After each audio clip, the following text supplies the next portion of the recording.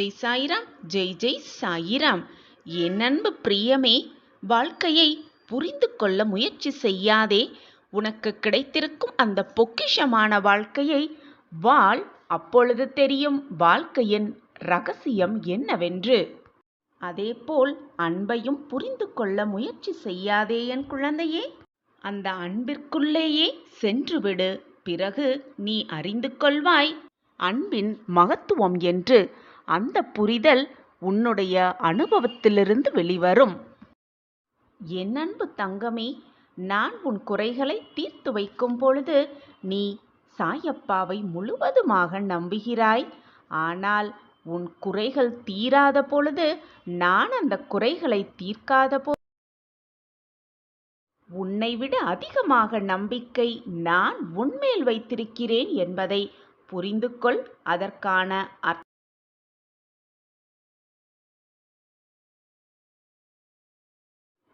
என் அன்பே, நல்லது எது கெட்டது எது என்பதை யார் சொன்னாலும் அனைவரின் கூற்றையும் நீ நம்பலாம்.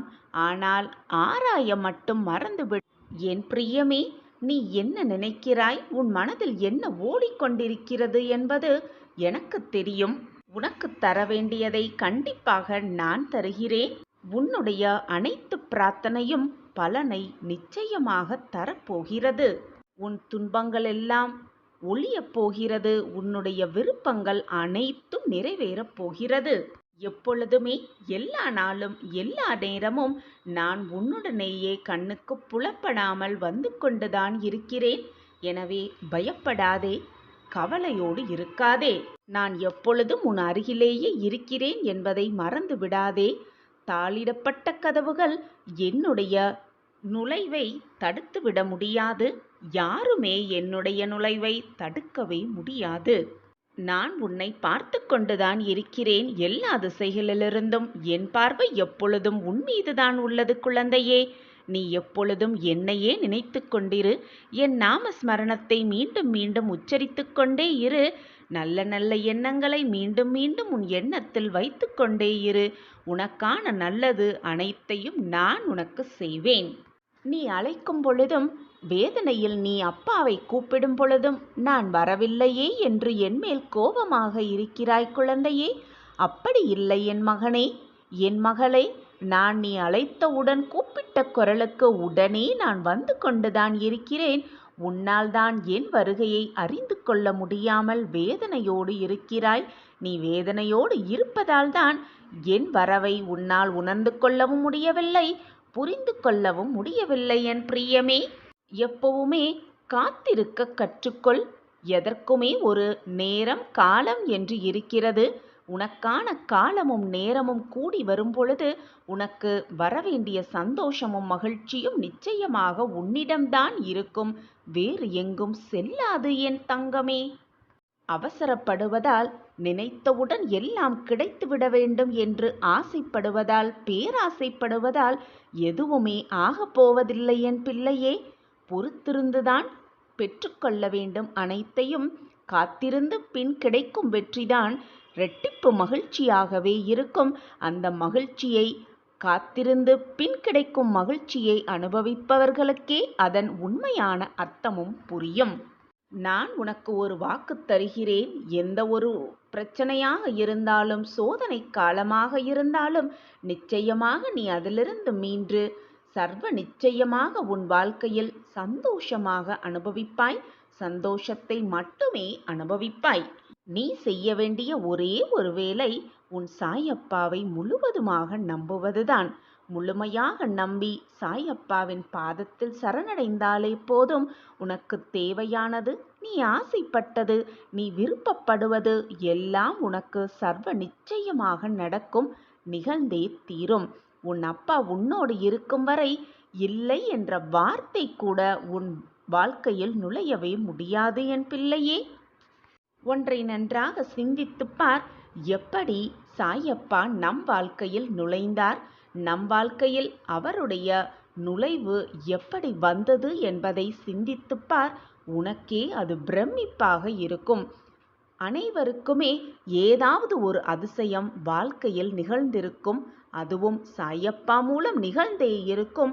அந்த அதிசயத்தை சாயப்பா நம் வாழ்க்கையில் எப்படி நிகழ்த்தியிருக்கிறார், நிகழ்த்தி இருந்தார் என்பதை ஒரு முறை பின்னோக்கி சிந்தித்துப் பார். உன் வாழ்க்கையே உனக்கு அதிசயமாகத்தான் இருக்கும். அந்த அதிசயத்தை செய்ய முடிந்த எனக்கு உன் வாழ்க்கையில் மற்றும் ஒரு அதிசயத்தை செய்ய முடியாதா? என்மேல் அந்த நம்பிக்கை இல்லையா உனக்கு? அனைத்தையும் கணநொடியில் மாற்றும் வல்லமை என்னிடம் இருக்கும் பொழுது உனக்கு இருக்கும் இந்த சின்ன பிரச்சனையை என்னால் மாற்ற இயலாதா? ஏதோ ஒரு காரணத்துக்காகத்தான் அனைத்தும் காலதாமதம் ஆகிறது என்பதை தீர்க்கமாக நம்பு. எதுவுமே காரண காரியம் இல்லாமல் நிகழாது, நடக்கவும் நடக்காது. ஏதோ ஒரு சூழ்நிலைகளுக்காகத்தான் இந்த பிரச்சனையும் இந்த சோதனைகளும் இந்த வேதனைகளும் உன்னை சூழ்ந்து இருக்கிறது என்பதை புரிந்து கொள். அந்த பிரச்சனை தீர்ந்தவுடன் உனக்கே புரியும் உன் பிரச்சனை உனக்கு வந்ததற்கான காரணம் என்ன என்று. யார் ஒருவர் சாயப்பா மீது முழுமையாக நம்பிக்கையும் பக்தியும் வைத்திருக்கிறார்களோ அவர்கள் எந்த சூழ்நிலையும் தடுக்கி விழும் சூழ்நிலையில் வந்தாலும் அவர்களை தூக்கி முன்னேற்ற பாதையில் கொண்டு சேர்க்கும் வழியை நிச்சயமாக நான் செய்வேன், உன் சாயப்பா செய்வார் என்ற நம்பிக்கையோடு இரு. நம்பிக்கைதான் வாழ்க்கை.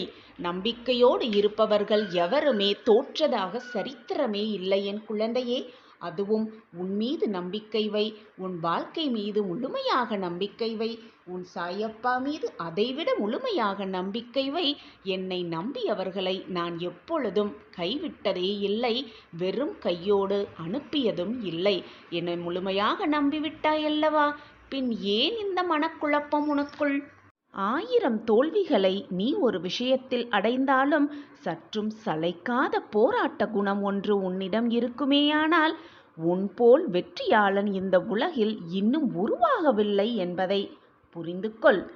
உன் வாழ்க்கையில் தடைகள் பல வரலாம் என் பிள்ளையே. தட்டிப் பறிக்க கூட்டமும் பல வரலாம். எதைக் கண்டும் அஞ்சாதே, துணிந்து நின்று போராடு, போராடிக்கொண்டே இரு. முன்வைத்த காலை எப்பொழுதும் பின் வைக்காதே. நீ எடுத்து வைக்கும் ஒவ்வொரு அடியும் வெற்றியின் படிகட்டாக நினைத்து ஒவ்வொரு அடியையும் எடுத்துக்கொண்டே இரு. நிச்சயமாக வாழ்க்கையின் உச்சியில் நீ போய் அமர்வாய். உனக்கு துணையாக எப்பொழுதும் உன் சாயப்பா உன் அருகிலேயே வந்து கொண்டிருக்கிறேன் என்பதை மறந்து விடாதே. உன் சாயப்பா இருக்க உனக்கு ஏன் மனக்கவலை? வரலாற்றில் வெற்றி பெற்றவனும் இடம்பெற முடியும், தோல்வி அடைந்தவனும் இடம்பெற முடியும் சர்வ நிச்சயமாக. ஆனால் வேடிக்கை பார்ப்பவனால் ஒருபோதும் இடம்பெறவே முடியாது என் பிள்ளையே. எனவே ஒருபோதும் வேடிக்கை மட்டும் பார்த்து கொண்டே இருக்காதே. ஒன்று வெற்றி பெறு, இல்லையென்றால் தோல்வியாவது அடைந்துவிடு. யாருமே செய்து கொடுக்க முடியாத உதவிகளையும் யாருமே தீர்க்க முடியாத பிரச்சனைகளையும் சாயிநாதர் கொடுப்பார், தீர்த்து முடிப்பார். யாரிடமே கேட்டு கிடைக்காதது சாயியிடம் கேட்டால் நிச்சயமாக கிடைக்கும். இதோ இன்று கூட சாயப்பா வரங்களையும் ஆசிர்வாதங்களையும் வாக்குகளையும் நமக்கான வரங்களையும் அள்ளி அள்ளி கொடுக்கவே வந்துள்ளார். சாயப்பாவிடம் கை நிறைய பெற்றுக்கொள்ளலாம். சந்தோஷமாக நிம்மதியாக வாழ்க்கையை வாழலாம். ஓம் சாயிராம். உன்னுடைய வாழ்வில் நீ எதை நினைத்தாலும், எது கிடைக்க வேண்டும் என்று விரும்பினாலும் அது உடனே உனக்கு கிடைக்க வேண்டும் என்று ஆசைப்படுகிறாய், விருப்பப்படுகிறாய். நாம் எது கேட்டாலும் கிடைக்கவில்லை, எது நடந்தாலும் நம் வாழ்வில் அது நலமாக இருப்பதில்லை. நமக்கு மட்டும் ஏன் இந்த வேதனை என்ற உன் மன குழப்பத்திலிருந்து, உன் மன வேதனையிலிருந்து முதலில் வெளியே வா. முதலில் உன் வாழ்க்கையில் உன்னை சுற்றி என்ன நடந்தாலும் அது உனக்கான நன்மைக்காகத்தான் நடக்கிறது என்பதை முதலில் புரிந்து கொள். உன் வாழ்க்கையில் நடப்பது எல்லாமே நன்மைக்குதான். இப்போது வேண்டுமானால் உனக்கு அது எதிராக இருப்பது போல தோன்றினாலும் நிச்சயமாக இன்றல்ல என்றாவது ஒரு நாள் உன் வாழ்க்கைக்கு தேவையானதை மட்டும்தான் உன் வாழ்க்கையில் வழங்கியிருக்கிறார் சாயப்பா என்பதை நீ புரிந்து கொள்ளும் நேரம் வரும். சர்வ நிச்சயமாக வரும். அப்பொழுது நீ ஓடோடி வந்து, சாயிநாதரே, என் வாழ்க்கையில் நல்ல மாற்றங்கள் நிகழ்ந்துவிட்டது என்று கண்ணீரோடு கூறும் அந்த நல்ல நேரத்தையும் சாயப்பாவே உருவாக்குவார். உனக்கு வருவது எல்லாம் மிகப்பெரிய பிரச்சனை, மிகப்பெரிய சோதனை என்று கூட நினைக்கலாம். ஆனால் என்றாவது ஒரு நாள் அது உன் வாழ்க்கையில் உள்ள சிக்கல்களை தீர்ப்பதற்காக வந்த சுப நிகழ்வுகள்தான் என்பது உனக்கு அப்பொழுது தெள்ளத் தெளிவாகவே புரியும். கண்ணில் பார்ப்பது அனைத்தையுமே உண்மை என்று நம்பிக்கொண்டிருக்கிறாய். அப்படி இல்லை பிள்ளையே. உனக்கான நேரம் வரும் வரை சற்று பொறுமையாக காத்திரு. இன்று தவறு என்று நினைப்பது எதிர்காலத்தில் நிச்சயமாக சரி என்று நீ நினைக்கும் அளவிற்கு நல்ல மாற்றங்கள் உன் வாழ்வில் நிகழும். சிறு மாற்றமே ஆனாலும் அது சிறப்பான மாற்றமாக நிச்சயமாக இருக்கும். இது உன் சாயப்பா உனக்காகவே கொடுக்கும் சத்திய வாக்கேதான். நீ மனம் நோகும் அளவிற்கு தான் உனக்கான சோதனைகள் உன்னை இப்பொழுது சூழ்ந்து இருக்கிறது. அதனால்தான் வாழ்க்கையே நீ வெறும் சோகமாகவும் பாரமாகவும் நினைக்கிறாய். அனைத்தையுமே துச்சமாக எண்ணிவிடு. என் மீது உனக்கு நம்பிக்கை இருக்கிறதல்லவா? உனக்கான நல்ல வழியை, உனக்கான பிரகாசமான வழியை உன் கண்களுக்கு புலப்படும்படி நான் உன்னை அழைத்து செல்வேன். எதற்குமே உன் மனதை போட்டு குழப்பிக் கொள்ளாதே. வெற்றி பெறுவது மிக மிக எளிது. என்ன செய்கிறாய் என்பதை அறிந்து செய்தால் வெற்றி உனதானதே. செய்வதை விரும்பி செய்தால் வெற்றி உனதானதே. செய்வதை நம்பிக்கையோடு செய்தால் வெற்றி உனதானதே. எனவே நம்பிக்கையோடு பொறுமையோடு நமக்கான வாழ்வு நமக்காக காத்திருக்கிறது என்பதை தீர்க்கமாக மனதில் வைத்துக்கொண்டு நம்பிக்கையோடு செயல்படு. உனக்கான வாழ்வு உனக்காகவே காத்திருக்கிறது. இதுவரை நடந்ததை எண்ணி யோசிப்பதை விட இனி எப்படி நடக்க வேண்டும் என யோசிப்பவர்களே வாழ்க்கையில் வாழத் தெரிந்தவர்கள், வெற்றியை சூடத் தெரிந்தவர்கள். வேறு வழியே இல்லை என்னும் போது வரும் தைரியத்திற்கு பலம் மிக மிக அதிகம். எனவே தைரியமாக இரு. மனதை திடமாக வைத்துக்கொள். எப்பொழுதுமே நம்பிக்கையோடு இரு. உன் வாழ்க்கையில் நீ வெற்றியை மிக சுலபமாக எட்டி பிடிக்கலாம். மிக சுலபமாக வெற்றியை உனதாக்கிக் கொள்ளலாம். நம்பிக்கைதான் வாழ்க்கை. பொறுமையாக இரு. மனதை முதலில் பண்படுத்த பழக வேண்டும். அப்படியென்றால் என்ன சாயிநாதரே என்று கேட்கிறாயா? தினமும் காலையும் மாலையும் தியானம் செய். நேற்றைய பொழுது முடிந்துவிட்டது. இன்றைய பொழுதை எவ்வளவு பயனுள்ளதாக மாற்றமைக்க முடியும் என்று சிந்தனை செய்வதால் நம் வாழ்வில் நிம்மதிக்கு எப்பொழுதும் பஞ்சமே இருக்காது. மகிழ்ச்சிக்கு எப்பவும் பஞ்சமே வராது. வாழ்க்கையில் எப்படி முன்னேறலாம், வாழ்வை எப்படி உயர்த்தலாம் என்பதை முதலில் திட்டமிட வேண்டும். அந்த திட்டப்படி காய்களை நகர்த்தி வாழ்க்கையில் வெற்றியை அடைய வேண்டும். இதுதான் வெற்றி அடைவதற்கான மிக சிறந்த இரகசியமாகவே இருக்கும். அதிலும் இலக்கில் கவனமாக இருக்க வேண்டும். பிடித்த வாழ்க்கையை, தனக்கு பிடித்த வாழ்க்கையை வாழ்பவனே மிக மிக அதிர்ஷ்டசாலி.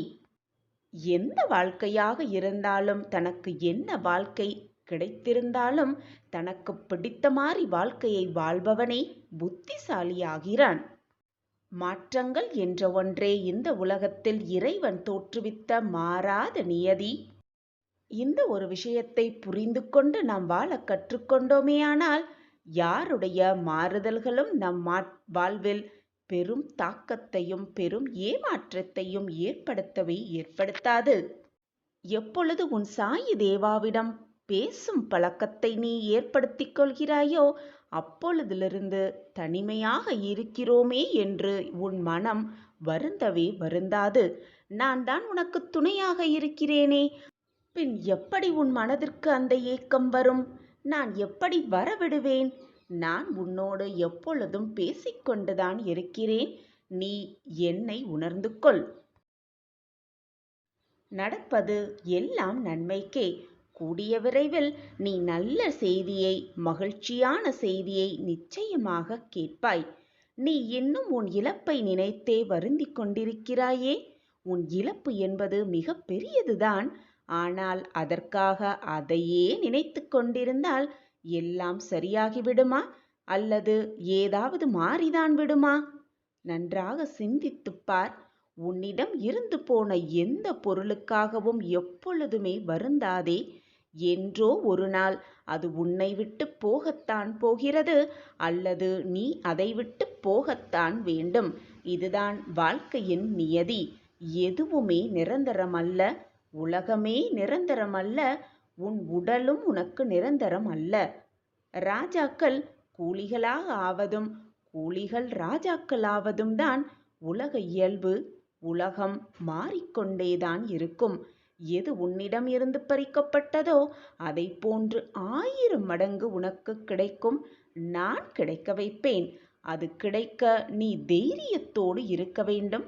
தன்னம்பிக்கையை இழந்து விடக்கூடாது. உன்னுடைய தைரியத்தையும் இழக்காமல் விடாமுயற்சியோடு போராடும் குணத்தோடு இருக்க வேண்டும். அப்பொழுது உன்னிடம் இருந்து எது பறிக்கப்பட்டதோ, உன்னிடம் இருந்து எது விலகி சென்றதோ அதை போன்ற 1000 மடங்கு உனக்கு நான் கிடைக்க செய்வேன். இது உன் சாயப்பாவின் சத்திய வாக்குதான். எல்லோருக்கும் எல்லாமும் வரத்தான் போகிறது என்பதை உணர்ந்து கொண்டால் இது போன்ற இன்பத் துன்பங்களில் நீ சிக்கிக்கொள்ளவும் மாட்டாய். அதற்கான அடித்தளம்தான் இத்தனை பிரச்சனைகளும் இத்தனை சோதனைகளும் உன் வாழ்வில் நிகழ்ந்து கொண்டிருக்கிறது. ஒன்றை நன்றாக புரிந்து கொள். விதி என்றால் என்ன? அதனை எப்படி வெல்வது? விதி எங்கே இருக்கிறது? எதை விதைத்தோமோ அதைதான் உன்னால் அறுவடை செய்ய முடியும்.